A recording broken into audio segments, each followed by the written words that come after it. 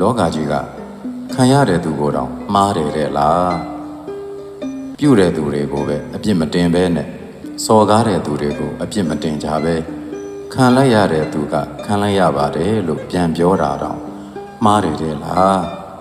အမှန်တရားဆိုတာပဲရောက်နေလေလောကကြီးကအမှန်တရားကိုလက်မခံဘူးပဲအနိုင်ကျင့်သူကိုအားပေးကြပြီးတော့အနိုင်ကျင့်ခံရတဲ့သူကိုဒါမှားတဲ့သူလို့အပြစ်တင်တတ်ကြတာလားတခါတည်းရန်လောကထဲမှာပြုသူနဲ့ခံရသူလို့နှစ်ဦးရှိတဲ့ထဲမှာလောကသည်ခံရတဲ့သူတွေဘက်မှာဖေးမှခြင်းမရှိပဲခံရတဲ့သူကိုပဲအမှားပြုတတ်တာတွေရှိတယ်ဆိုတာကိုတွေ့ရပါတယ်ဥပမာအဖြစ်အနေအထိုင်စင်ကျင်ပါရဲ့သားနဲ့တစ်ဖက်သူရဲ့ပြစ်မှားခြင်းတစ်ဖက်သူရဲ့ကျူးကျော်ခြင်း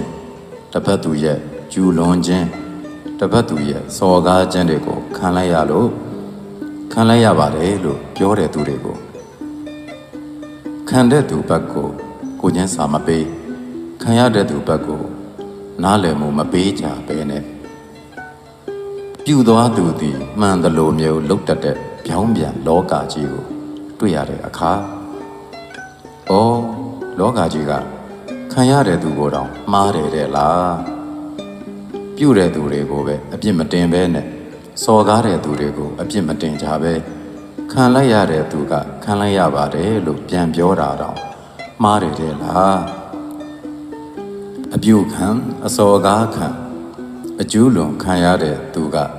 ဘာသာမှမထွက်ဖဲနဲ့ဒီအတိုင်းပဲငုံခံရတော့မှာလား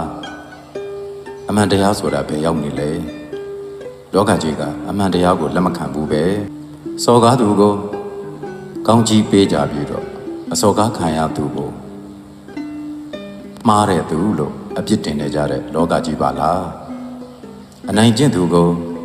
အားပေးကြပြီးတော့အနိုင်ကျင့်ခံရတဲ့သူကိုဒါမှားတဲ့သူလို့အပြစ်တင်တတ်ကြတာလားကြည့်တော့အရာရာမှာငုံခံနိုင်ပါမှပဲ